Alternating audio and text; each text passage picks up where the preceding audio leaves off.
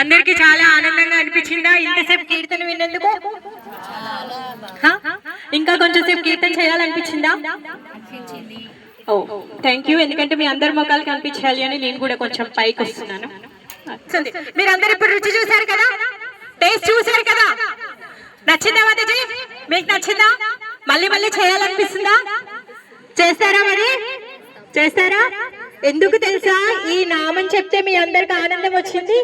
ఆ సీక్రెట్ తెలుసుకోవాలనుందా మీకు? ఓ thank you. మీ అందరికి ఇక్కడికి స్వాగతం. లలితమ్మ వారి కృప అందరి మీద ఉండాలని ప్రభుపాదుల వారి ఆశీస్సులు కోరుతూ శ్రీ రాధా మదన్ మోహన్ వారి పాద పద్మాల వద్ద ప్రార్థిస్తూ మొదలు పెట్టుకుందాం. నమో విష్ణుపాదాయ కృష్ణ ప్రేష్టాయ బుద్ధలే శ్రీమతే భక్తి వేదాంత స్వామిని దినామిని నమస్తే సారస్వతి దేవి గౌరవాన్ని ప్రచారిణి నిర్విశేష శూన్యవాది పాశ్చాత్య దేశతారిణి శ్రీ కృష్ణ చైతన్య ప్రభు నిత్యానంద శ్రీ అద్వైత గదాధర శివాసాది గౌరవంత బృంద. హరే కృష్ణ కృష్ణ కృష్ణ హరే హరే, హరే రామ రామ రామ హరే హరే. వాంఛా కల్పతరుభ్యస్య కృపా సింధుభ్యేవ చ పతితానాం పావనేభ్యో వైష్ణవేభ్యో. ఓకే, కొంచెం సేపే, ఎక్కువసేపు మీ సమయాన్ని తీసుకోను. ఒకవేళ బోర్ కొట్టించాను అనుకోండి, మాకు బోర్ అవుతుందని చెప్పండి, ఓకేనా? ఓకే, మనమందరం ఎక్కడున్నాం? హరే రామ హరే కృష్ణ స్వామి సన్నిధిలో. ఇంకా ఎక్కడున్నాం? భగవంతుడి సన్నిధిలో ఉన్నాం.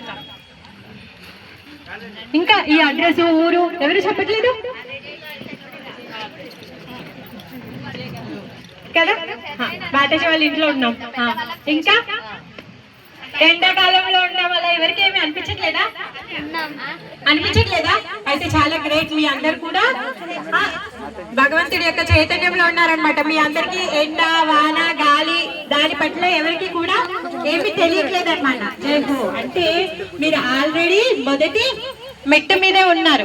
ఏంటంటే ఆ మెట్టు భక్తి. భక్తి అనే మెట్టు మీదే మీరు ఉన్నారు. భక్తి అనే దారిలో మీరందరూ కూడా ఉన్నారు. అందుకోసం కానీ మీరందరూ లలితమ్మ వారి యొక్క కృప కావాలి అని చెప్పేసి మీరు లలిత సహస్రనామాన్ని పఠిస్తూ ఉన్నారు. సో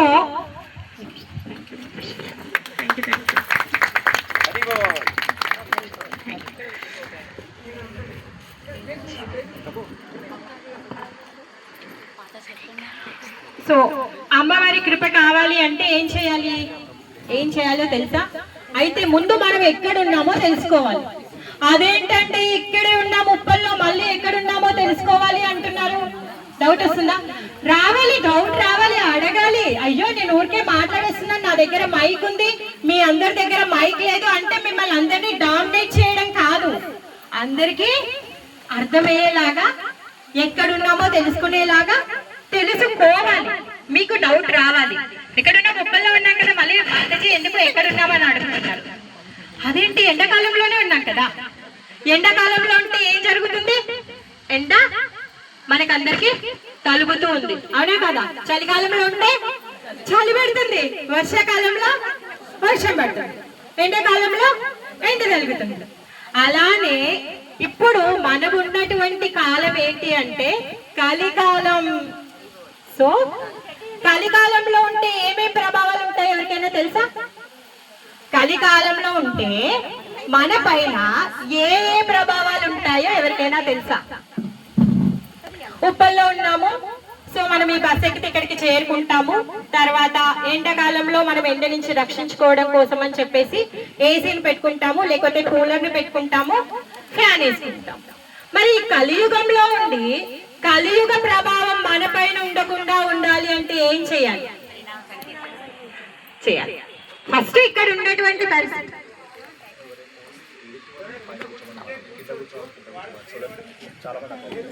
ఎవరైనా తెలుసా? ఏంటి అంటే కలియుగంలో ఉన్న వాళ్ళ ఆయుష్ చాలా తక్కువగా.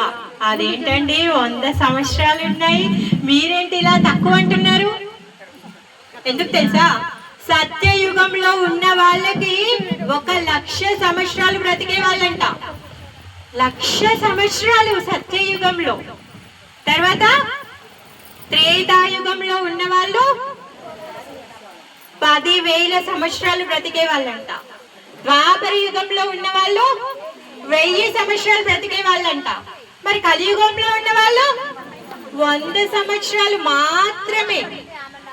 1,00,000 సంవత్సరాలు ఇక్కడ, 100 సంవత్సరాలు ఇక్కడ. అవునా కదా? మన దగ్గర 1,00,000 సంవత్సరాల సమయం ఉంటే మనం ఏం చేస్తాం? యూట్యూబ్ ఇంకొంచెం ఎక్కువసేపు చూస్తాం, వాట్సాప్ ఇంకొంచెంసేపు ఎక్కువ చూస్తాం, రీల్స్, కంటిన్యూస్ రీల్స్ చూస్తాం, లేకపోతే రీల్స్ చేస్తాం. అవునా కదా? మరి మానవ జన్మ ఎందుకు వచ్చిందంట? ఇప్పుడు భూమి మీద ఎన్నో రకాల జీవులను మనం చూస్తున్నాం. మీరు చూసారా? కుక్క, నక్క, పిల్లి, దోమ, చీమ, పక్షి, చేప, తిమింగలము, కంటికి కనిపించినటువంటి కరోనా బ్యాక్టీరియా. అవునా కదా? వైరస్. ఇవన్నీ ఉన్నాయా లేవా? మరి అవన్నీ ఏం చేస్తాయి? అవన్నీ కాకుండా మనం ఏం చేస్తాము? వాటికి మనకి తేడా ఏంటి? సింపుల్. ఏంటి? ఎస్, వాటికి జ్ఞానం లేదు, మనకి జ్ఞానం ఉంది. మరి ఆ జ్ఞానంతో మనం ఏం చేయాలి? మన యొక్క ధర్మాన్ని మనము పాటించాలి. అదేంటి, మేమందరం ధర్మంగానే ఉన్నామే, ఇప్పుడు స్పెషల్ గా ధర్మం గురించి వినాల్సిన అవసరం లేదు. అవును, అందరూ ధర్మంగా ఉన్నారు కాబట్టి ఎవరి ధర్మం గురించి వినాల్సిన అవసరం లేదు, నేను ఒప్పుకుంటాను. కాకపోతే ఇంకా మన ధర్మాన్ని మనం ఏ విధంగా పాటించాలి, అసలు నిజమైన ధర్మం ఏంటి, అది తెలుసుకోవాలి. అది తెలుసుకొని మనము దాన్ని పాటించినప్పుడు అప్పుడు మనకి ఈ మానవ శరీరము పొందిన దాని లాభాన్ని మనం పూర్తిగా పొందుతాం. అవునా కదా? అంగీకరిస్తున్నారా నాతో? కొంచెం సేపు ప్లీజ్ సైలెన్స్. ఓకేనా? డిస్ట్రాక్ట్ అవుతే ఎవరు అంటే నేను ముఖం చూసినప్పుడు ఎవరు నాతో ముఖం చూడకపోతే ఎవరు వినట్లేరేమో అనిపిస్తుంది అనమాట. అందరు వింటున్నారు కదా? బోర్ కొట్టట్లేదు కదా? బోర్ కొట్టే చెప్పండి, టాపిక్ చేంజ్ చేస్తా. నేను కూడా మాట్లాడతా యూట్యూబ్ గురించి. ఎస్, రీల్స్ గురించి నేను కూడా మాట్లాడతాను. అవసరం లేదు, ఎందుకంటే మీ అందరికి దాంట్లో జ్ఞానం ఉంది. ఓకేనా? సో నాకంటే ఎక్కువ జ్ఞానం ఉంది లేదని కాదు, కాకపోతే కలియుగంలో మనం చేయాల్సినటువంటి ధర్మం గురించి మీ అందరికీ తెలిసిండొచ్చు, కాకపోతే నేను ఇంకోసారి మీకు గుర్తు చేస్తున్నాను అలా. ఓకేనా? అయితే ఫస్ట్ తెలిసింది ఏంటి? కలియుగంలో ఉన్న వాళ్ళకి ఆయుష్ తక్కువగా ఉందంట. ఇంకొకటి ఏంటి? జ్ఞాపక శక్తి తక్కువగా ఉంది. ఎందుకంటే ఈ సత్యత్రేత ద్వాపర యుగంలో ఉన్న వాళ్ళందరూ కూడా వేదాలను చదివేవాళ్ళు, వేదాలని వల్లించే వాళ్ళు. వేదాలని వల్లించడం అంటే సామాన్యమైన విషయం కాదండి. ఎన్ని వేదాలు ఉన్నాయి? 4 వేదాలు ఉన్నాయి. ఒక్క వేదాన్ని చదవడానికి ఎంత సమయం పడుతుందో తెలుసా? 14 సంవత్సరాలు. 14 సంవత్సరాల కాలం మీరు దానిని సాధన చేస్తే ఒక్క వేదాన్ని మీరు చదవగలుగుతారు. మీరు ఇప్పుడు లలితా సహస్రనామం చేస్తున్నారంటే మీరు ఎంతగా సాధన చేశారు. ఎన్నో రోజులు మీరు పాడారు, ఎన్నో రోజులు దాని ప్రొనౌన్సియేషన్ నేర్చుకున్నారు. నేర్చుకున్న తర్వాత దానికి ట్యూన్కి వచ్చారు.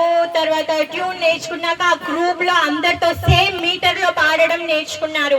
మీరు దాని వెనుక మీ సాధన ఉందా లేదా? సో అలానే మనము ఒక్క వేదం నేర్చుకోవాలి అంటే 14 సంవత్సరాల కాలం పడుతుంది. మరి 4 వేదాలు నేర్చుకోవాలి అంటే 14 × 4 ఎంత అయిందండి? 56 ఇయర్స్ వేదాలు నేర్చుకోవడానికి పోతే 100 ఇయర్స్ లో మన దగ్గర ఏముంది?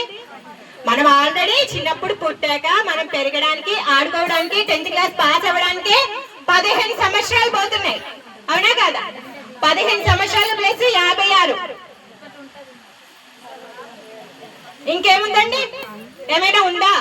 మరి వేదాలంతా చదివిన తర్వాత వేదాల యొక్క సారం మీరు అర్థం చేసుకొని ఆ వేద సారాన్ని మీరు నడుచుకున్నప్పుడు మీ ధర్మాన్ని మీరు పాటించినట్టు.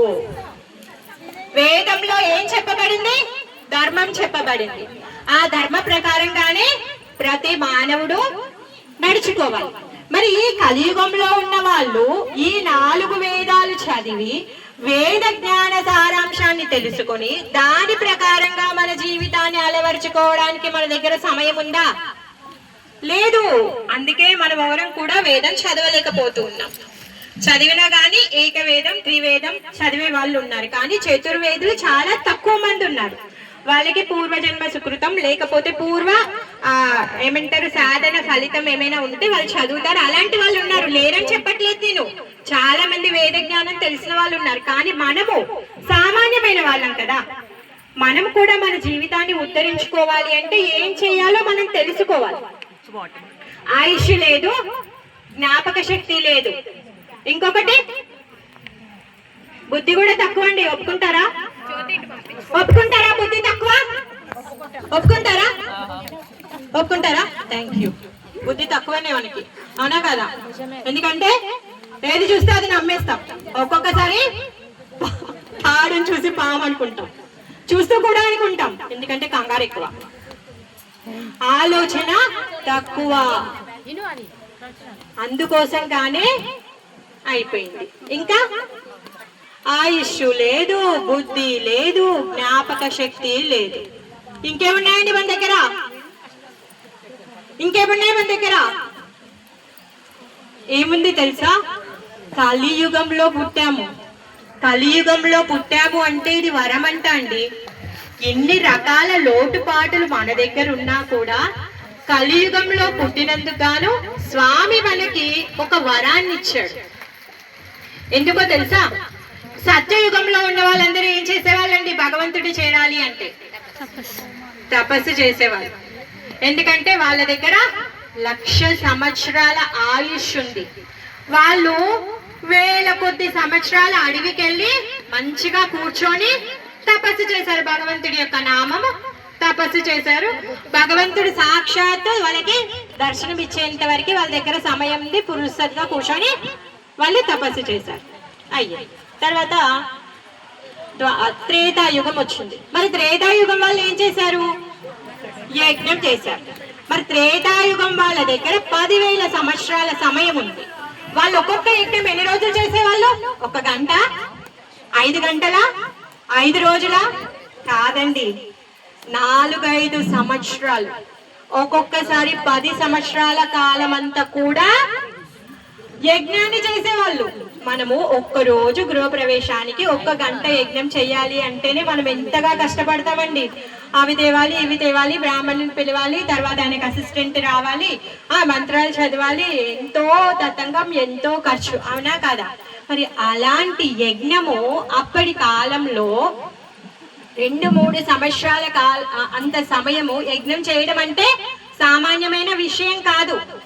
మళ్ళీ ఆ యజ్ఞానికి అందరు రాజులు యజ్ఞం చేసినప్పుడు ప్రతి ఒక్కరిని కూడా పిలిచేవాళ్ళు. ఏ విధంగా? క్షత్రియులు, వైశ్యులు, బ్రాహ్మణులు, శూద్రులు అందరు కూడా వచ్చేవాళ్ళు. వాళ్ళకి తగ్గట్టుగా సపర్యలు చేస్తూ వాళ్ళకి తగ్గట్టుగా మర్యాదగా వాళ్ళకి కావాల్సినవి అన్ని కూడా ఏర్పరిచేవాళ్ళు. మనం చేయగలుగుతామా? ఎందుకంటే వాళ్ళు యజ్ఞం చేసినప్పుడు ఆ ఆహుతులను తీసుకొని స్వయంగా యజ్ఞ స్వరూపుడైనటువంటి భగవంతుడు అక్కడ ప్రత్యక్షమయ్యి వాళ్ళకి కావాల్సిన వరాలన్నింటినీ కూడా ఇచ్చేవాళ్ళు. అవునా? అయ్యింది. మనం యజ్ఞం చేయగలుగుతామా? చేయలేము. పోనీ యజ్ఞం చేద్దామని కూర్చున్నా మనకి ప్యూర్ నెయ్యి లేదండి. ఉందా ప్యూర్ నెయ్యి? క్యాన్సల్. తపస్సా చేయలేము. అడవికి వెళ్తామా? ఇంట్లో బల్లిని చూస్తేనే, జిల్లపురుగుని చూస్తేనే భయం వేస్తుంది. అడవికి వెళ్ళి తపస్సు చేస్తామా? అక్కడ ఒకసారి నక్కనో లేకపోతే పులో వచ్చి గాండ్రించింది అనుకోండి, ఎందుకు కుక్క చరిస్తేనే భయపడతాం, అవునా కదా?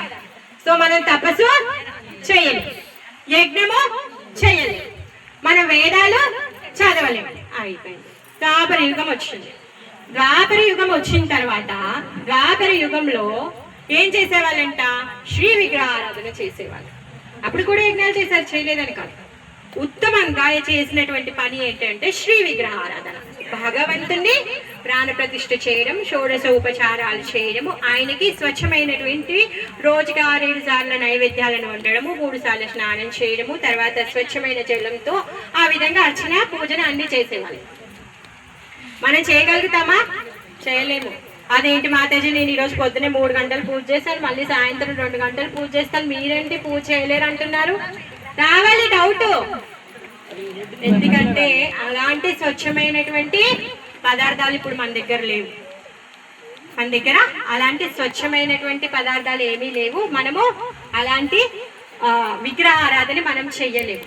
అయ్యో, విగ్రహారాధన చేసేటప్పుడు స్వామి స్వయంగా ప్రత్యక్షమయ్యి వాళ్ళు ఇచ్చినటువంటి నివేదనని స్వీకరించి తను వాళ్ళందరి యొక్క ఏమంటారు మనసులో ఉన్నటువంటి కోరికలను తీర్చడం, వాళ్ళని భగవద్ధామానికి వైకుంఠానికి తీసుకొని వెళ్ళడం జరిగేది.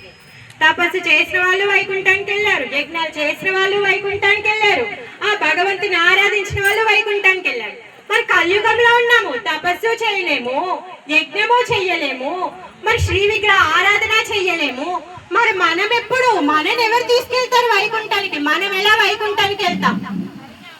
వైకుంఠానికి వెళ్ళే దారి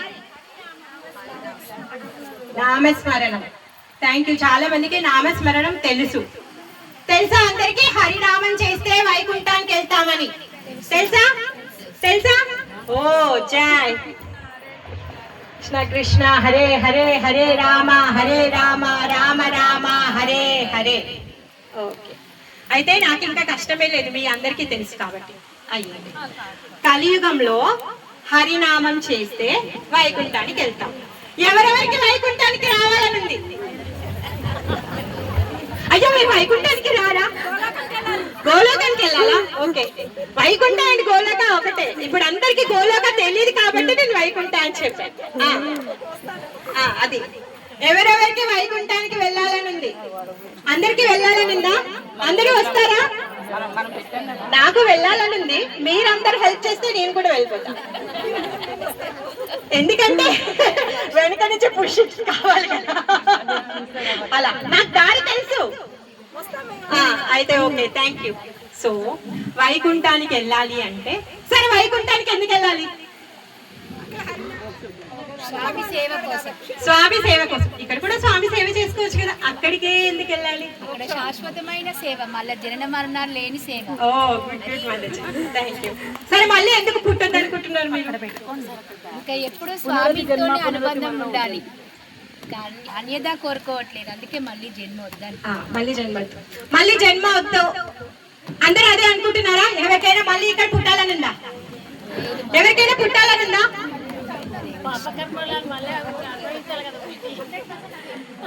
ఏంటి వచ్చేసి వెళ్ళాలనో ఉండాలనో? వెళ్ళాలని. ఓకే, అందరూ వెళ్ళాలనుకుంటున్నారు. ఎందుకు వెళ్ళాలనుకుంటున్నారు?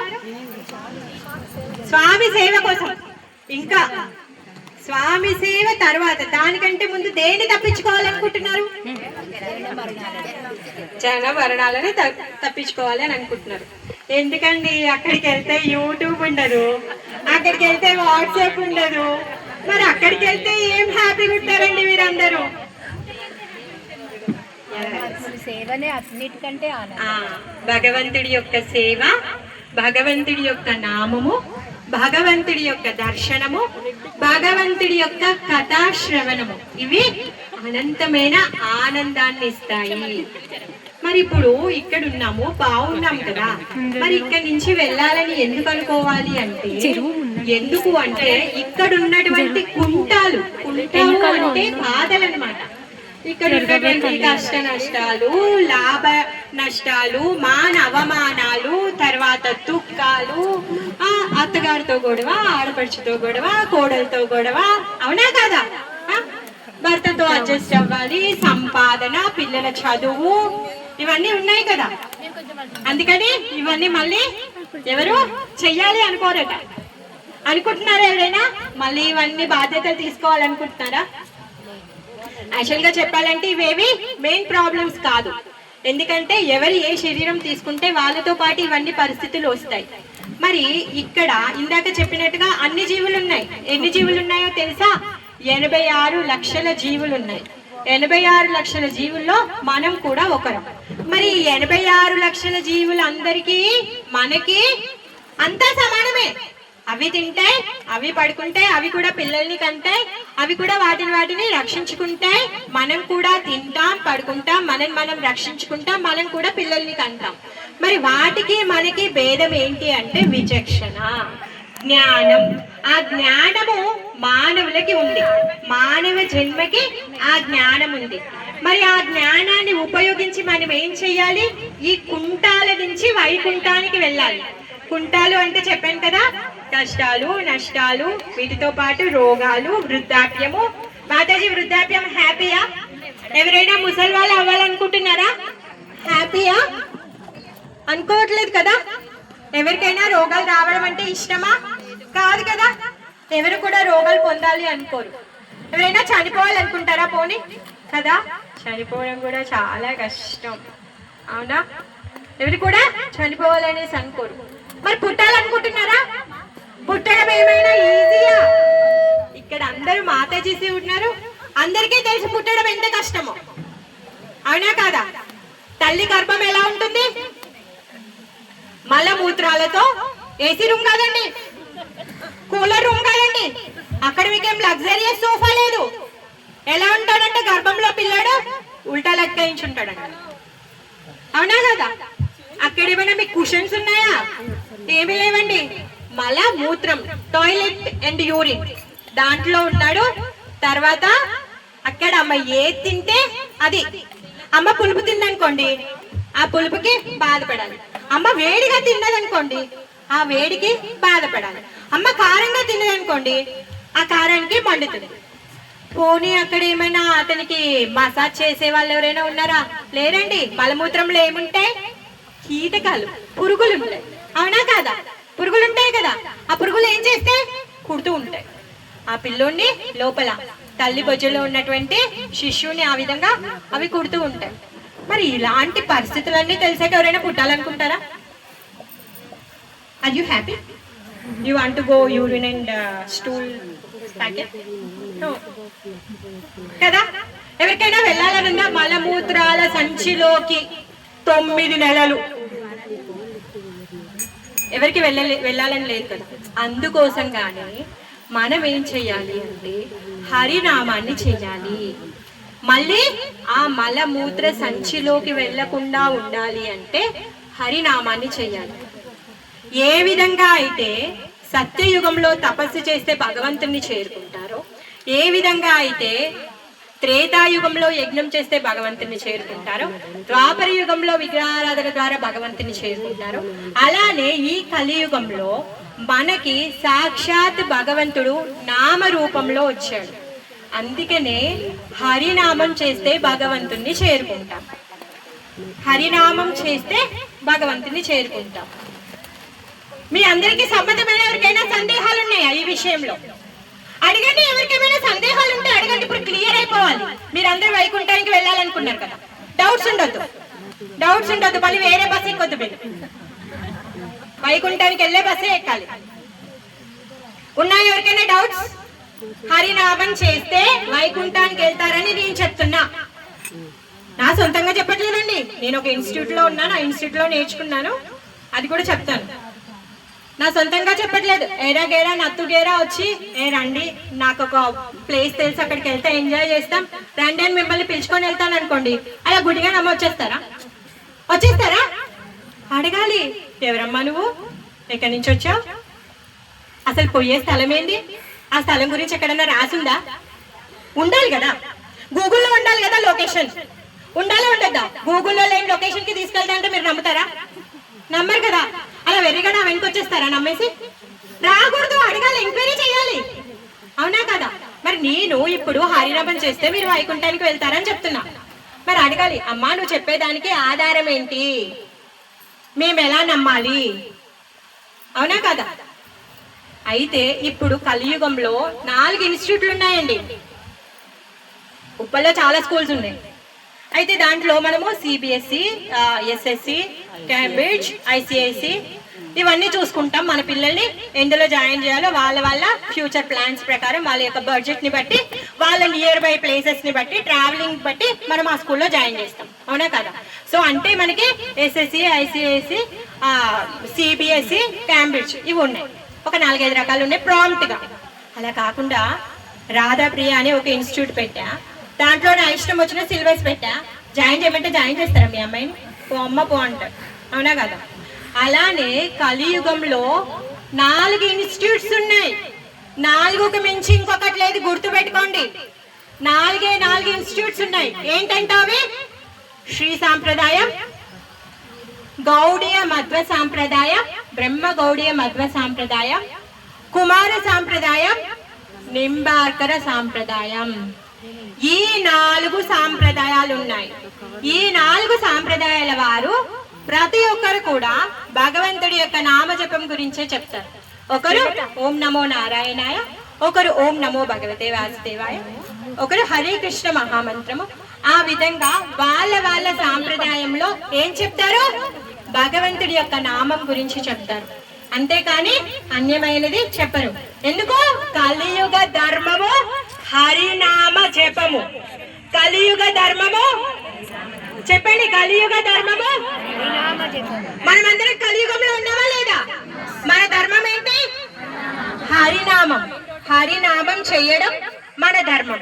అయితే నేను ఈ 4 ఇన్స్టిట్యూట్ లో ఒక ఇన్స్టిట్యూట్ అయినా బ్రహ్మ గౌడీయ మధ్వ సాంప్రదాయం నుంచి నేను ఆ పరంపరలో నేను చదువుకున్నాను.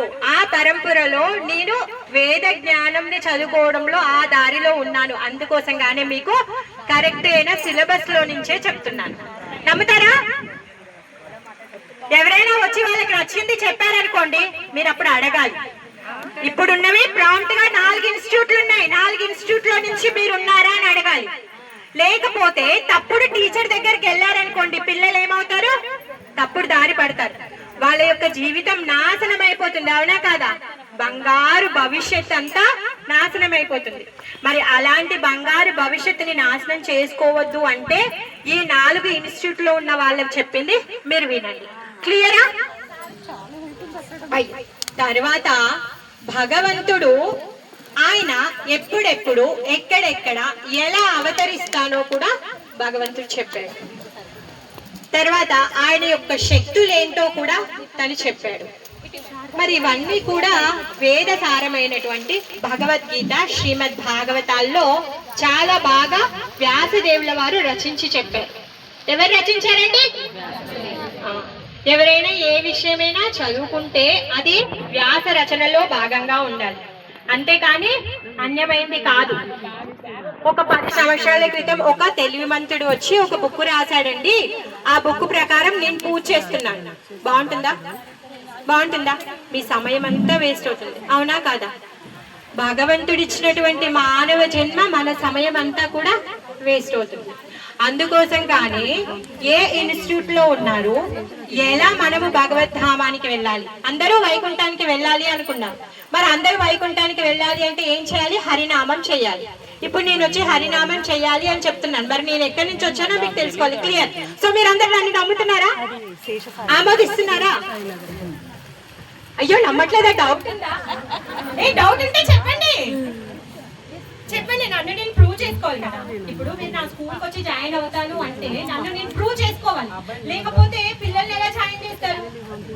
సో ఆ విధంగా ఇప్పుడు మీకు ఎవరికైనా నా మీద సందేహం ఉందా? నా దగ్గర నుంచి వినొచ్చా వినకూడదా?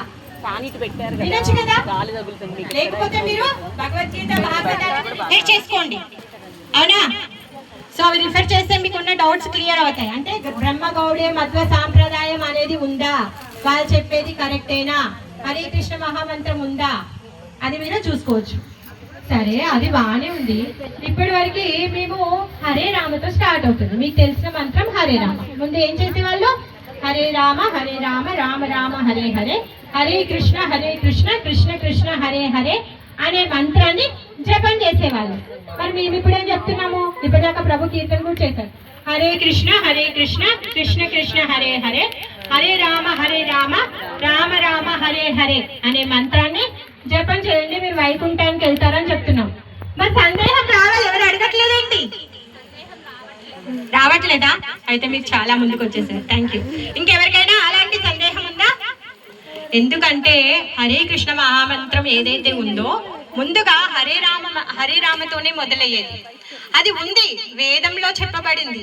కాకపోతే మనం ఇప్పుడు కలియుగంలో ఉన్నామే, మనకి అంతగా శుచి శుభ్రత, దైన్యత, తర్వాత ఏమంటారు మానశూన్యత, ఇవన్నీ తపస్య, ఇవన్నీ మనం చేయలేము. ఎవరు కూడా ఎవరిని అవమానించకుండా ఉండలేము. ఎవరైనా అవమానిస్తే ఫీల్ అవ్వకుండా ఉండలేము. అవునా కదా? ఎవరిని అవమానించకుండా ఉండమేమో కానీ ఫీల్ అవ్వకుండా ఉండగలుగుతామా? ఉండలేము. అలానే శుచి శుభ్రత కూడా అంతగా లేదు మన దగ్గర. అదేంటంటే మేము పొద్దున సాయంత్రం స్నానం చేస్తాం, మీరేంటి ఇలా మాట్లాడుతున్నారు అంటే స్నానం చేస్తాం, చెయ్యమనట్లేదు. మనకు తెలియకుండానే మన నోట్లో చేయి పెట్టేసుకుంటాం. అవునా కదా? ఆ చెయ్యి పోయి కడుక్కుంటామా? మర్చిపోతాం నోట్లో చేయి పెట్టుకున్న సంగతి కూడా. చెప్పులు వేసేసుకుంటాం, చెప్పులు వేసుకున్న తర్వాత చేతులు కడుక్కున్నారా? అరే మనం మతి మరిపోలేం, ఇందాకనే చెప్పిన కలియుగంలో ఉన్న మనం అన్ని మర్చిపోతాము. అందుకోసంగానే ఆ మంత్రం ఏదైతే ఉందో దానికి కొన్ని నియమాలు నిబంధనలు ఉన్నాయి. ఆ మంత్రం జపం చేయాలి అంటే అందుకోసంగానే ఆ నియమ నిబంధనలు మనం పాటించలేం కాబట్టి స్వయంగా కలియుగంలో కృష్ణుడు సాక్షాత్తుగా చైతన్య మహాప్రభు రూపంలో వచ్చి తను ఈ హరే కృష్ణ మహామంత్రాన్ని ఇచ్చారు. ఎవరు? చైతన్య మహాప్రభు. ఎవరైనా విన్నారా అంతకుముందు చైతన్య మహాప్రభు గురించి? ఎంతమందికి తెలుసు? చైతన్య మహాప్రభు గురించి ఎంతమందికి తెలుసు? ఓ అంతే, ఒక 6-7గురికి తెలుసు చైతన్య మహాప్రభు గురించి. మరి ఎవరు చైతన్య మహాప్రభు? చైతన్య మహాప్రభు సాక్షాత్ స్వయంగా కృష్ణుడే. తను ఈ కలియుగం యొక్క ఆరంభంలో వచ్చాడు. తను ఎందుకు వచ్చారండి? ఎందుకు వచ్చారు అంటే భగవద్గీతలో కృష్ణుడు ఏం చెప్పాడు? ఎప్పుడెప్పుడు ధర్మానికి సంకటం కలుగుతుందో అప్పుడప్పుడు నేను అవతరిస్తాను అని చెప్పారు. మరి అవతరించినప్పుడు ఏం చేస్తారు? దుష్ట శిక్షణ చేస్తారు, శిష్ట రక్షణ చేస్తారు. మరి కలియుగంలో వచ్చారు, ఏం దుష్ట శిక్షణ చేశారు? డౌట్ రావాలి. డౌట్ ఎవరెవరిని సంహరించారు అడగండి. ఇప్పుడండి సత్యయుగంలో అప్పుడు అసుర లోకం వేరేది ఉండేది, మానవ లోకం దేవతల లోకం వేరేది ఉండేది. అవునా కదా? ఒక లోకం నుంచి ఒక లోకానికి యుద్ధం జరుగుతూ ఉండేది. సత్యయుగంలో అలా అయ్యేది. మరి త్రేతాయుగానికి వచ్చేసరికి దేశాలు వేరే. శ్రీలంక, లంకలో రావణాసురుడు, అయోధ్యలో రాముడు. అవునా కదా? ఒక దేశం నుంచి ఇంకో దేశానికి వెళ్ళి పోరాడం, అసుర సంహారం అయిపోయింది. ద్వాపర యుగానికి వచ్చాం, సేమ్ ఫ్యామిలీ. పాండవులేమో భక్తులు, కౌరవులేమో దుష్టులు. సేమ్ ఫ్యామిలీ, వేరు లోకం, వేరే దేశం, ఒకటే ఇల్లు. మరి కలియుగానికి వచ్చేసరికి ఏమైందంట? ఒకే మనిషిలో అసురుడు కూడా ఉన్నాడు, దేవత కూడా ఉన్నాడు. మరి అలాంటప్పుడు స్వామి వచ్చి ఏం చేయాలి? ఇప్పుడు చక్రం పట్టుకొని వచ్చాడు అనుకోండి, అందరినీ వేసేయాలి. ఇంకెవరైనా మిగులుతారా? మిగలరు. మరి అప్పుడు శిష్ట రక్షణ ఎలా అవుతుంది? అందుకే స్వామి హరినామాన్ని తీసుకొని వచ్చారు. ఏం తెచ్చారు? హరినామాన్ని తీసుకొని వచ్చారు. ఈ హరినామము మీరు ఇందాక కీర్తన చేసినప్పుడు మీకేమైనా గుర్తున్నాయా? అంటే కష్టాలు కానీ నష్టాలు కానీ, ఇంట్లో ప్రాబ్లమ్స్ కానీ, సాయంత్రం డిన్నర్ ఏం ప్రిపేర్ చేయాలని, లేకపోతే రేపు పొద్దున బాక్స్ ఏం కట్టాలి, కూరగాయలు కొనడానికి మార్కెట్కి వెళ్ళాలి, ఇవి ఏమైనా గుర్తున్నాయా? నేను చిన్న చెప్తున్నా, పెద్ద తర్వాత మాట్లాడతా. అవునా కదా? ఏమి గుర్తుకులేవు. మీరందరూ ఒక దివ్యమైన ఆనందాన్ని పొందారా లేదా? ఎవరైతే పొందలేదో చెప్పండి, వాళ్ళు పొందేలాగా నేను చూస్తాను. పొందలేదా? ఆనందం కలగలేదా? ఆనందం కలిగింది కదా. సో అందుకే ఎప్పుడైతే ఆనందం కలిగినప్పుడు మన లోపల అసుర స్వభావం అండ్ దైవ స్వభావం రెండు ఉన్నాయి. ఎప్పుడైతే భగవంతుడి యొక్క నామ జపం చేసినప్పుడు మనకేమి పాపం చేయాలి అని అనిపించలేదు, ఏ పుణ్యం చేయాలి అని అనిపించలేదు. భగవంతుడి యొక్క నామాన్ని విని ఆయన యొక్క నామాన్ని మనం కూడా ఉచ్చరించాలి అనేసి అనుకున్నాం. ఎందుకంటే భగవంతుడి యొక్క నామం అంత పవిత్రమైంది. భగవంతుడి యొక్క నామం ఎప్పుడైతే మీ కర్ణ రంధ్రాల నుంచి మీ మనసు హృదయంలోనికి వెళ్తుందో అప్పుడు మీరు ఆనందపడతారు. వేరేది వెళ్ళినప్పుడు అంత ఆనంద పొందరండి. మీరు వాట్సాప్లో మెసేజ్ చూసినప్పుడు, లేకపోతే యూట్యూబ్లో రీల్ చూసినప్పుడు, మీరు ఎప్పుడైతే మీరు మనస్ఫూర్తిగా హరినామ సంకీర్తన చేసినప్పుడు పొందినటువంటి ఆనందాన్ని పొందలేరు. అందుకే ఏదంటే అది మనని వైకుంఠానికి తీసుకొని వెళ్ళలేదు. వైకుంఠానికి తీసుకొని వెళ్ళేది ఒక్కటే, ఏంటి అంటే హరినామము. ఆ హరినామాన్ని ఎవరిచ్చారు? సాక్షాత్ కృష్ణుడే వచ్చి ఇచ్చాడు. తనకి కృష్ణుడు ఎందుకు రావాలి? ఎవరైనా రావచ్చు కదా. అవునా కదా? ఇప్పుడు అమ్మ ఉందండి, అమ్మ పిల్లోని ప్రేమిస్తుంది, వాళ్ళ పిల్లల్ని ప్రేమిస్తుంది. అలా అని చెప్పేసి అమ్మ జాబ్కి వెళ్తుంది, కేర్ టేకర్ని పెట్టింది. అమ్మ ఇచ్చే ప్రేమ కేర్ టేకర్ ఇస్తుందా? ఇవ్వదు కదా. కేర్ ఇస్తుంది. ఎలాంటి కేరు? టైంకి అన్నం ప్లేట్లో పెట్టడము, తినకపోతే తినలేదండి మీ అమ్మ ఈరోజు అని చెప్తుంది. అమ్మ అలా ఊకుంటుందా? చందమామనైనా సరే నేను తెచ్చిస్తాను, నువ్వు తిను అని చెప్తుంది. చందమామని మనం తీసుకురాలేము, అయినా కానీ తల్లి ఏం చేస్తుంది? ఆమె ఆ ప్రేమ వల్ల. అలానే స్వామి కూడా, ఆయనకి మనందరి మీద ప్రేమ ఉంది, అందుకే స్వయంగా తను వచ్చి తన హృదయంలో ఉన్నటువంటి ప్రేమని మనకి పంచారు. అందుకే ఈ ప్రేమ ఏంటంట? హరినామం. హరినామమే ఆ ప్రేమ, హరినామమే భగవంతుడి యొక్క ప్రేమ. అందుకే మీరు అందరు హరినామం చెప్పినప్పుడు అంతగా ఆనందపడ్డారనమాట. మరి కలియుగంలో ఉన్న వాళ్ళు చేయాల్సిన పని ఏంటి? హరినామం, అవునా కదా? ఇప్పుడు హరినామం చేయడానికి పెద్దగా రూల్స్ అండ్ రెగ్యులేషన్స్ అవసరం లేదు. మీరు ఎక్కడైనా చేయొచ్చు, మీరు చెప్పులు వేసుకొని చేయొచ్చు, స్నానం చేయకుండా కూడా చేయొచ్చు. అదేంటి మాతాజీ మీరు ఇలా చెప్తున్నారు, ఇది అపచారం అయిపోతుంది. అపచారం ఏమీ అవ్వదు. భగవంతుడు నామానికి మీరు ఎక్కడ ఉచ్చరించినా కానీ అపచారం అనేది జరగదు. అది హామీ. ఒకవేళ మీకు ఏమైనా అపరాధాలు వస్తే నాకు ఇచ్చేయండి, no problem, I can take. ఏమీ అవ్వదు. అయ్యో అలా చెప్పకూడదు కదా, స్నానం చేయకుండా జపం చేయడం చేయొచ్చు, శ్మశానంలో కూడా కూర్చొని చేయొచ్చు. అదేంటండి శ్మశానంలో జపం చేస్తారా చేయరా? విన్నారా లేదా స్టోరీ? వినలేదా శ్మశానంలో జపం చేసేది? తెలీదా? అరే శివుడు ఎక్కడుంటాడు? శివుడు ఏం చేస్తాడు? ఏం తపస్సు చేస్తున్నారు? శివుడి చేతిలో ఏముంది? రుద్రాక్షమాల. శివుడి చేతిలో రుద్రాక్షమాల ఎందుకు పెట్టుకున్నారండి?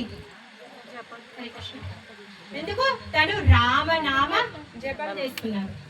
రామనామ జపము ఆయన తన చేతిలో ఉన్నటువంటి అక్షమాల, రుద్రాక్షమాలని రామనామ జపం చేస్తున్నారు.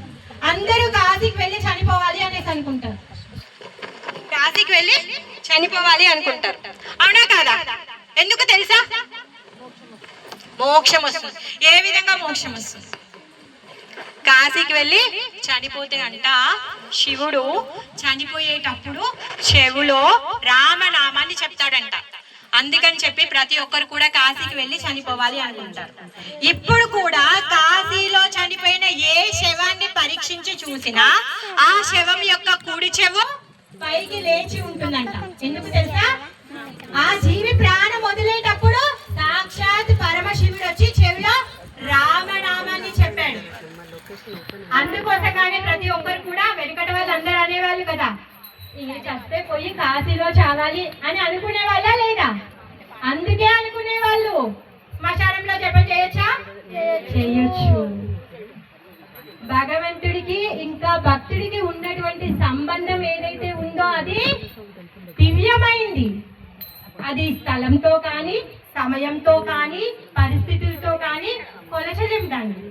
మీరు ఎలాంటి పరిస్థితుల్లో ఉన్నా, మీరు ఎక్కడున్నా, మీరు ఎలాంటి టైంలో ఉన్నా, ఎలాంటి స్థితిలో ఉన్నా మీరు భగవంతుడి యొక్క నామాన్ని జపం చేయొచ్చు. భగవంతుడి యొక్క నామము ఎంత పరమ పవిత్రమైంది అంటే మన హృదయంలో కామ, క్రోధ, మద, మత్సర్యాలనే మలినాలు చాలా ఉన్నాయండి. ఆ మలినాలను మనం చూడలేము. వాటిని కడగాలంటే ఏ సబ్బేసినా వెళ్ళదు. వైకుంఠానికి ఎప్పుడు వెళ్ళగలుగుతామంట? హృదయం పరిశుద్ధమైనప్పుడు వెళ్తామంట. మరి హృదయం పరిశుద్ధం అవ్వాలి అంటే ఏ సబ్బుతో తోమాలి? హరే కృష్ణ మహామంత్రం. ఎందుకంటే ఆ ఒక్క సబ్బు పెడితేనే, హరే కృష్ణ మహామంత్రం అనే ఒక్క నామంతో మాత్రమే హృదయంలో ఉన్నటువంటి మలినాలన్నీ తొలగిపోతాయి. ఎప్పుడైతే మన హృదయం పరిశుద్ధంగా ఉంటుందో అప్పుడే, పరిశుద్ధం అంటే మళ్ళీ అలా కాదు, మన హృదయం ఎప్పుడైతే పవిత్రం అవుతుందో అప్పుడే భగవంతుడు మనని వైకుంఠానికి తీసుకొని వెళ్తాడు. లేకపోతే తీసుకొని వెళ్ళాడు. భగవద్గీతలో కృష్ణుడు చెప్పాడు, నా సొంతంగా చెప్పట్లేదు, నేను రాయలేదండి సిలబస్, నాకు సిలబస్ కృష్ణ నుంచి వచ్చింది. మధ్వ గౌడీయ సాంప్రదాయము కృష్ణుడి దగ్గర నుంచి మొదలైంది. కృష్ణుడు వేద జ్ఞానాన్ని బ్రహ్మదేవుడి యొక్క హృదయంలో చెప్పారు. బ్రహ్మదేవుడు ఆ జ్ఞానాన్ని నారదుల వారికి చెప్పారు. నారదుల వారి ఆ జ్ఞానాన్ని వ్యాసదేవుల వారికి చెప్పారు. ఆ విధంగా మొత్తం గురు పరంపరే భగవద్గీతలో ఉంది. మీ అందరి దగ్గర భగవద్గీత యాజ్ ఇట్ ఈజ్ ఉందా? భగవద్గీత యథాతథం.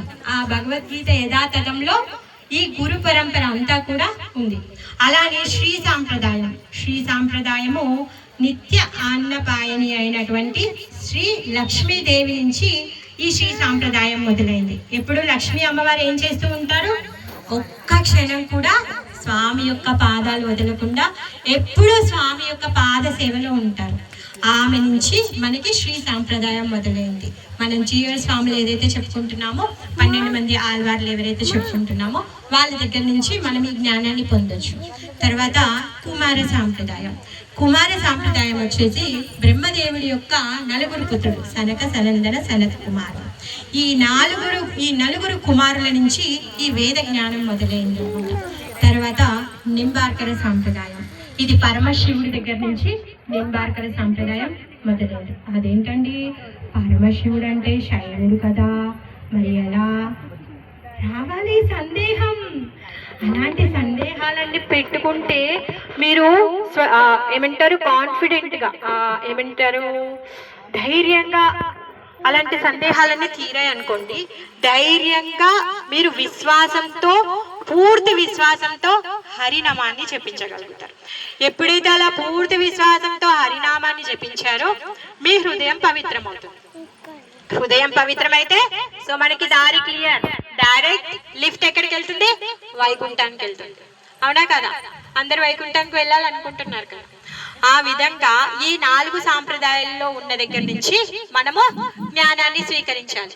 ఎవరంటే వాళ్ళు వచ్చేసి, నేను అమ్మా అని నన్ను మొక్కండి అంటే మొక్కదు. ఎక్కడి నుంచి వచ్చావు, నువ్వు ఎప్పుడు ఆవిర్భవించావు, నీ గురించి ఏ వేదంలో రాసింది, కల్కి అవతారం రాబోతుందని వేదాలు చెప్తున్నాయి. మరి అలానే వేరే వేరే అవతారాలను కూడా చెప్పాలి కదా. ఒక్కొక్క అవతారం ఒక్కొక్క కార్యం చేస్తాం. మరి ఆ కార్యకలాపాలన్నీ కూడా రాసి ఉన్నాయి. అందుకే మీరు ఎవరి దగ్గర కూడా మోసపోవద్దు. ఎవరైనా వచ్చి నేను మా ఆయన ఇద్దరం వచ్చేస్తాము, మేము అమ్మ అయిపోయాము, సో మేము కూడా మాకు శక్తులు ఉన్నాయి, మీరు అందరు వచ్చి మమ్మల్ని మొక్కండి అంటే మొక్కేస్తారా? మొక్కొద్దండి. మీ గురించి ఏ శాస్త్రంలో చెప్పబడింది? మీరు వచ్చిన కార్యం ఏంటి? అన్ని కూడా శాస్త్రాల్లో ఉంటాయి. మాకు ఎవిడెన్స్ కావాలి అని అడగాలి. ఎందుకంటే కలియుగంలో ఉన్న వాళ్ళకి మోసపోయే బుద్ధి ఉంది. అవునా కదా? చాలా ఈజీగా మోసపోతాం. అవునా? అడ్వర్టైజ్మెంట్ లో బూస్ట్ తాగితే మీ పిల్లోడికి బలం వస్తుంది అంటే నమ్మేసేటటువంటి అంత. అవునా కదా? అంతగా మోసపోతాం. అంటే సర్టెన్ లెవెల్లో మనకు మోసపోయే ప్రవృత్తి ఉంది కలియుగంలో. అందుకే మనము మోసపోకుండా నిజమేంటో తెలుసుకొని ఆ నిజాన్ని, ఆ ధర్మాన్ని మనం పాటించినప్పుడు వైకుంఠానికి వెళ్ళగలుగుతాం. బోర్ కొట్టిందా? యూజే కదా మీకు? బోర్ కొట్టట్లేదు కదా? లాభమే కదా ఇలా విన్నందుకు. అవునా కదా? మరి ఈ లాభంతో మీరు అందరూ ఏం చేయాలి? హరినామ సంకీర్తన చేయాలి. మరి హరినామ సంకీర్తన చేయాలి ఎందుకు? నాకు దాహం వేస్తుందండి, నాకు వాటర్ కావాలి. అయితే నేను నీళ్లు పట్టుకుంటా. నీళ్లు పట్టుకొని నీళ్లు నీళ్లు నీళ్లు అంటా. దాహం తీరుతుందా? సీసా ఇప్పి నీళ్ళు తాగితే అప్పుడు నాకు దాహం తీరుతుంది. మరి అలానే భగవంతుడి యొక్క నామానికి భేదం లేదు, కానీ నీళ్ళకి, తాగడం అనే క్రియకి భేదం ఉంది. నీళ్ళకి శక్తి లేదు. మనం నీళ్లు అని చెప్తే మన దాహం తీర్చలేదు, కానీ భగవంతుడు మాత్రం పూర్తి శక్తివంతుడు. ఎగ్జాంపుల్ చెప్పండి. భగవంతుడి యొక్క నామ జపం చేస్తే భగవంతుడు ప్రత్యక్షమయ్యాడు, మీ అందరికీ తెలుసు. భగవంతుణ్ణి నామంతో పిలిస్తే భగవంతుడు ప్రత్యక్షమయ్యాడు. అయ్యో, మన సినిమా థియేటర్కి వెళ్ళి చూడలేదా? నరసింహ. అవునా కదా? ఏం చేశాడు ప్రహ్లాదుడు? ఏం చేశాడు? అవునా కదా? భగవంతుడి నామమే కదా చెప్పింది తను. భగవంతుడి నామం చెప్తేనే భగవంతుడు వచ్చాడు. అవునా కదా? అవునా కదా? సమ్మతిస్తున్నారా లేదా? సో భగవంతుడికి భగవంతుడి యొక్క నామానికి భేదం లేనే లేదు. భగవంతుడి యొక్క నామానికి పూర్తి శక్తిని పెట్టాడనమాట. అందుకే కలియుగంలో స్వామి స్వయంగా వచ్చి ఆయన ప్రేమని నామ రూపంలో ఇచ్చాడు. ఆ నామం ఎప్పుడైతే మనం జపం చేస్తామో, ఆ నామాన్ని ఎప్పుడైతే మనం కీర్తన చేస్తామో, అప్పుడు మన యొక్క ధర్మాన్ని మనము నిర్వర్తించినట్టు. అదేంటంటే మేము మా ఇంట్లో మేము అన్ని చూసుకుంటున్నాము, మా బాధ్యతలన్నీ మేము చూసుకుంటున్నాము, మళ్ళీ ఇప్పుడు కొత్త ధర్మం ఏంటి? కొత్త ధర్మం కాదండి, ప్రతి జీవుడి యొక్క ధర్మం. జీవుడికి ఉన్నటువంటి ధర్మం ఏంటో తెలుసా? సేవ చేయడం. అవునా కదా? భార్య భర్తకు సేవ చేస్తుంది, భర్త భార్యకు సేవ చేస్తాడు, పిల్లలు తల్లిదండ్రులకు చేస్తారు, తల్లిదండ్రులు పిల్లలకు చేస్తారు, లేకపోతే దేశానికి చేస్తారు, సంఘానికి చేస్తారు, రాష్ట్రానికి చేస్తారు. అవునా కదా? మహిళలు అయితే మహిళా సంఘానికి చేస్తారు. అవునా? అవునా కదా? ఎవరు లేకపోతే కుక్కనో పిల్లనో పెట్టుకొని కుక్కకో పిల్లికో సేవ చేస్తారు. సేవ చేయడం మాత్రం మానడం లేదు. చక్కెర తీయగా ఉంటుంది, దాని ధర్మం. ఉప్పు ఉప్పగా ఉంటుంది, దాని ధర్మం. అలానే మానవుడు సేవ చేయడం ఆయన యొక్క ధర్మం. ఆయన మర్చిపోడు, ఏ స్థితిలో ఉన్నా కూడా సేవ చేస్తూ ఉంటాడనమాట. మరి అలాంటి ధర్మము, ఆ సేవ ఎవరికి చేయాలంట? సాక్షాత్ దేవదేవుడైన శ్రీకృష్ణుడికి సేవ చేయాలి. మరి ఆ సేవ ఎలా చేస్తాం? హరినామం చెప్పి సేవ చేస్తాం. ఎలా? హరే కృష్ణ కృష్ణ కృష్ణ హరే హరే, హరే రామ రామ రామ హరే హరే. ఈ మంత్రం చెప్పడానికి ఎంత సమయం పట్టింది? చాలా తక్కువ పట్టింది కదా. అయితే ఈ మంత్రాన్ని 108 సార్లు చెప్పడానికి 7 నుంచి 8 నిమిషాలు మాత్రమే సమయం పడుతుంది. మరి మీరందరూ 7 నుంచి 8 నిమిషాల సమయాన్ని తీయగలుగుతారా ప్రతిరోజు? 7 నుంచి 8 నిమిషాల సమయాన్ని ఎవరైనా తీయగలుగుతారా? అది వైకుంఠానికి వెళ్ళడానికి చేతులు ఎత్తండి మరి. అయ్యో, వైకుంఠానికి వెళ్తారు. అవునా కదా? ఓ థ్యాంక్ యూ. 7 నుంచి 8 నిమిషాలు మాత్రమే హరే కృష్ణ మహామంత్రాన్ని 108 సార్లు చెప్తే ఒక మాల జపం చేసినట్టు. ఈ జపాన్ని మేము రోజు 16 మాలలు చేస్తాము. మీరందరూ ఇప్పుడే 16 మాలలు చేయాల్సిన అవసరం లేదు. మీరు ఒక్క మాలతో మొదలు పెట్టండి. నెమ్మదిగా మీకు మీ హృదయంలో ఆ ఆనందాన్ని పొందినప్పుడు, ఇంకా ఎక్కువ ఆనందాన్ని తీసుకోవాలని అనిపించినప్పుడు ఇంకో మాల ఎక్స్ట్రా చేయండి. ఇప్పుడు మీరు ఆ ఆనందం కలగకుండా, ఆ రుచి మీకు కలగకుండా కానీ ఒక 7 నిమిషాలు ఇవ్వగలుగుతారు కదా? అందరూ ఇస్తున్నారా లేదా? లలితమ్మ వారి ముందు చెప్తున్నారు, ఇస్తున్నారు కదా? ఇస్తున్నారు కదా? చాలా చాలా ధన్యవాదాలు అందరికీ నాకు ఈ అవకాశం ఇచ్చినందుకు. మీరందరూ నాకంటే పెద్దవాళ్ళు కాబట్టి మీరందరూ నన్ను ఆశీర్వదించండి. సో అందరూ కూడా ప్రతిరోజు హరే కృష్ణ మహామంత్ర జపం చేయండి. ఓన్లీ 7 నిమిషాలు మాత్రమే. అదేంటండి, మేము చాలా బిజీగా ఉంటాము, మాకు అసలు టైమే లేదు. 7 నిమిషాలా అనిపిస్తుందా? అనిపిస్తుందా? పర్వాలేదు, అయినా కానీ 7 నిమిషాలు టైం తీయండి, ఓకేనా?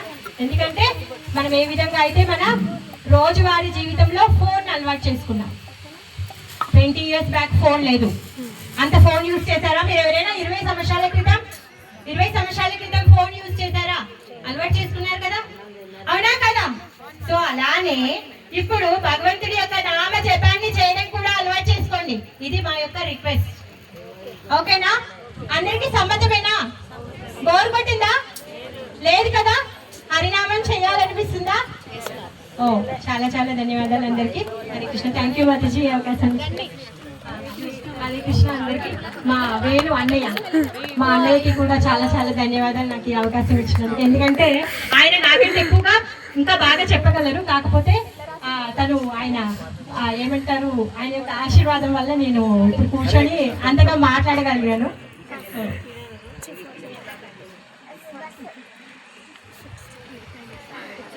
హరే కృష్ణ.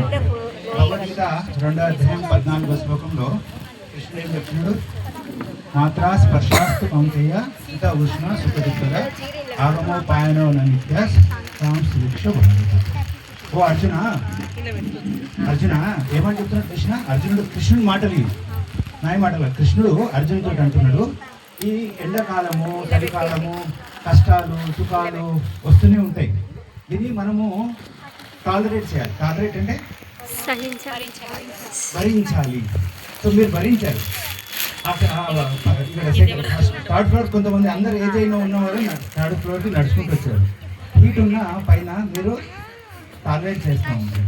భక్తిలో అన్ని రకాల టాలరేట్ కావాలన్నమాట. అంటే దాన్ని ఏం చేస్తారంటే మన దృఢత్వం పెరుగుతుంది. అర్థమవుతుంది కదా? సో మనం ఎన్నోసార్లు చూస్తుంటారు, ఎన్నో ఎక్స్పీరియన్స్ అయి ఉంటారు. మీ పిల్లలకి ఎన్నో చెప్తారు, మీరు ఎక్స్పీరియన్స్ చూసి ఉంటారు కాబట్టి.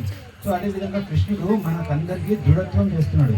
అన్నిసార్లు ఇది చేయి అది చేయి అది వచ్చేస్తుంది అని ఉన్నాడు అనమాట. మనము టాలరేట్ చేస్తూ ఒక గట్టి నిర్ణయాలు తీసుకునే విధంగా చేస్తున్నాడు లైఫ్లో. అవునా కదా? సో భగవంతుని యొక్క ఇది తర్వాత మాతాజీ లాస్ట్లో మీకు ఇప్పుడు ఈ క్లాస్ టాపిక్ ఏమి ప్రిపేర్ ఏ టాపిక్ మీద ఉంది మొత్తం? చేయాలి, జనన మరణ చక్రం నుంచి తప్పించుకోవాలి, నిత్యానందాన్ని పొందాలి, స్వామి దగ్గరికి చేరుకోవాలి. ఓకే, దానికి సొల్యూషన్ ఏం చెప్పారు? ఇంకా కలియుగంలో దీనికంటే ఏది లేదు, ఏది లేదు. హరేర్ నామ హరేర్ నామ హరేర్ నామ సేవ గతిరమ్యత. ఇక దీనికి మించిన తరుణోపాయం ఏది కూడా లేదు, ఏది కూడా లేదు, ఏది కూడా లేదు అని ఎవరు చెప్తున్నారు? స్వయంగా కృష్ణ భగవానుడే చైతన్య మహాప్రభు రూపంలో వస్తున్నాడు అనమాట. అతని పేరు చైతన్య మహాప్రభు కాదు, కృష్ణ చైతన్య. కృష్ణ చైతన్య, కృష్ణుడి పైన చేతనం తేలిక వచ్చిన భక్తుడు, భక్తుల రూపంలో వచ్చిన కృష్ణుడు స్వయంగా. సో ఏమిచ్చిందంటే మాతాజీ మీకు అందరు చెప్పారు, హరే కృష్ణ మహామంత్రంకి మించింది ఏది కూడా లేదు. సో మీరందరూ కూడా దాన్ని మీరందరూ కూడా స్టార్ట్ చేయొచ్చు. ఎంతమందికి హ్యాపీగా ఉండాలనుకుంటున్నారు? అందరూ హ్యాపీగా ఉండాలి. ఎవరు మాతాజీ కొన్ని అడిగారు క్వశ్చన్స్, ఎవరికి రోగాలు రావాలనుకుంటున్నారు, ముసలితనం రావాలి, ఎవరు అనుకోరు, కానీ మనకు వస్తున్నాయి. అంటే మనకు అవి ప్రకృతితోటి మనం పుట్టుకతోటి మనకు చావు నిర్ణయం ఉంటుంది. దాని మధ్యలో వచ్చే ఈ రోగం కానీ ముసలితనం కానీ ఆటోమేటిక్గా వస్తుంది, ఎవరికైనా వస్తుంది. సో దాన్ని తప్పించుకునేకే మనం ఇవన్నీ శాస్త్రాలు చదువుతుంటే దృఢత్వం అని వస్తుంది అన్నమాట. ఇది మెటీరియల్ వరల్డ్ కాబట్టి ఇట్లనే ఉంటుందని మనం అర్థం చేసుకున్నప్పుడు మనకు ఈ తాకిడి అనేది ఉంది అనమాట, స్ట్రెస్ అనేది ఉండదు. సో ఇక్కడ నుంచి మనకు వెళ్ళిపోవాలి అని ఒక తాపత్రయం ఎక్కువ ఉంటుంది. ఆ వెళ్ళిపోవాలి ఎట్లా, దానికి సొల్యూషన్ ఇప్పుడు ఆల్రెడీ మీకు తెలిసిందనమాట. సో ఇది ఎంతమంది సీరియస్గా తీసుకోవాలి అనుకుంటే, ఎంతమంది సీరియస్గా తీసుకోవాలనుకుంటున్నారు? సో సీరియస్గా తీసుకోవాలంటే మీకు అందరికీ దగ్గరలో ఒక క్లాస్ ఉంటుంది, మాతాజీ క్లాసులు తీసుకుంటారు మీకు. అవునా కదా? ఇక్కడే దగ్గర ఆన్లైన్లో కూడా క్లాసులు తీసుకుంటారు. సో మాతాజీ క్లాస్లో మీరు జాయిన్ కావచ్చు. సో ఎవరైనా కంటిన్యూగా ఇక్కడ నేను రాగలుగుతాను, ఇక్కడే పర్లేదు అనుకుంటే మాతాజీ మీకు ఇంకా కృష్ణ మెర్సిబుల్, భక్తులు కూడా ఇంకా మెర్సిబుల్ అంట. సో ఆమె కూడా ఇక్కడ రావాలికి రెడీ ఉన్నారు మాతాజీ కూడా. సో మీరు వచ్చి ఒకవేళ మీరు స్పేస్ ఇవ్వాలి అంతే. మీరు ఏంటంటే మీరు ఏం చూపించాలి, ఒక స్టెప్ స్థలం, ఒక స్టెప్ మీరు ఇస్తే వాళ్ళు 3 స్టెప్లు వేసుకొని సింగపూర్ టౌన్షిప్ నుంచి రావాలి. అయినా వస్తా అని చెప్తున్నారు కాబట్టి సో మీరు శ్రద్ధ చూపించండి, శ్రద్ధ చూపించండి. అవునా, భక్తిలో శ్రద్ధ అనేది ముఖ్యం. సరే, డౌట్ఫుల్ కూడా ఉండొద్దు. ఈ ప్రాసెస్లో ఏమైనా డౌట్ఫుల్ ఉంటే కూడా క్వశ్చన్లు అడగమని చెప్తున్నారు మీకు. ఒకవేళ మీకు ఏమైనా సందేహాలు ఏమైనా ఉన్నాయా ఈ డౌట్లో తీర్చుకోండి. సందేహాలు, ఆ సందేహాలు ఉంటే కూడా మనకు మంచిది కాదనమాట. భక్తి అంటేనే సందేహాలు లేకుండా దేవుని పైన ఆధారపడి ఉండడం ముఖ్యం అన్నమాట. అర్థమైందా? హరే కృష్ణ. సో రాధాప్రియ మాతాజీ మీకు ఎన్నో కొంచెం కఠినంగా చెప్పి ఉండొచ్చు, అవన్నీ మనం మంచిగా చెప్పారు. డాక్టరు కొన్నిసార్లు ఇంజెక్షన్ ఇస్తారు, లేకపోతే ఏమి చేతుకు ఉన్న మెడిసిన్ ఇస్తారు. మీ మీద కోపం ఏం కాదు అతనికి. డాక్టర్ కోపమా? మనం ఫస్ట్ టైం వెళ్ళినాం, మనం ఎవరమో అతను ఎవరో. అవునా కదా? వెళ్ళినవే కొన్ని మెడిసిన్స్ ఇస్తాడు కఠినంగా. లేకపోతే ఇప్పుడు మీకు షుగర్ ఉంది, డాక్టరు తీపి తినొద్దని చెప్తాడు, అతనికి ఏమన్నా మన పైన కోపమా? మన మంచికే. కానీ ఆ మెడిసిన్స్ కొన్ని పనిచేయాలి అంటే కొన్ని కఠినత్వం కావాలన్నమాట. శాస్త్రం అదే కఠినంగా ఉన్నాయి. ఎవరో మీకు ముద్దుగా చెప్పారనుకో, వాళ్ళు శాస్త్రం పరంగా చెప్పట్లేదు అనమాట. శాస్త్రపరంగా చెప్పట్లేదు, మీ దగ్గర ధనం దోచుకునేకేనో, అవునా, ఆ పూజ చేయి ఈ పూజ చేయి అని ధనం గురించో పేరు గురించో ఏదో గురించి చేస్తున్నారు అనమాట. అర్థమవుతుందా? సో కఠినంగా ఉండేవాళ్ళే పర్ఫెక్ట్గా ప్రచారం చేస్తున్నట్టు. కృష్ణుడు కూడా అర్జునుడికి కఠినంగా చెప్పిండు, అతను చేయొచ్చు, అతనే యుద్ధం చేయొచ్చు, కానీ అతని తోటి చేయించాడు.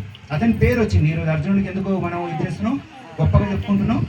ఎందుకంటే అతన్ని కృష్ణుడు ఏమైతే చెప్పిందో అది చేసిండు కాబట్టి, యుద్ధం చేసిండు కాబట్టి ఈరోజు అర్జునుడు అంటే మనకు కూడా ఒక గొప్ప భక్తుని దీంట్లో ఉన్నాడు సాక్ష్యరసంలో. సో అందరం కూడా ఇది స్వీకరిద్దాం, అందరం కూడా యాక్సెప్ట్ చేసి క్లాసెస్కు ఎవరైనా కావాలి అనుకుంటే మాతాజీ ఫోన్ నెంబర్ కూడా తీసుకోవచ్చు, లేదా మీరు అవకాశం ఇస్తే మాతాజీ ఇక్కడ వస్తూ ఉంటుంది. సో ఇది మంచి రోజు అనుకోండి మీకు అవకాశం రానికే. హరే కృష్ణ. థ్యాంక్ యూ, ధన్యవాదాలు అందరు ఇచ్చినందుకు. హరే కృష్ణ. సో యాక్చువల్గా ప్రభు వాళ్ళు కూడా మంచి బిజినెస్ ఉండేవాళ్ళు. సో బిజినెస్ ఉన్నా కూడా వాళ్ళు వదిలిపెట్టి కంప్లీట్గా భక్తియుక్త సేవలు చేస్తూ ఉన్నారు. అవునా, ఆదర్శంగా గృహస్థలు ఎలా ఉండాలి ఆ విధంగా ఆదర్శంగా మనకు చూపిస్తున్నారు. సో వాళ్ళు కంప్లీట్గా దేవుని పైన ఆధారపడ్డారు.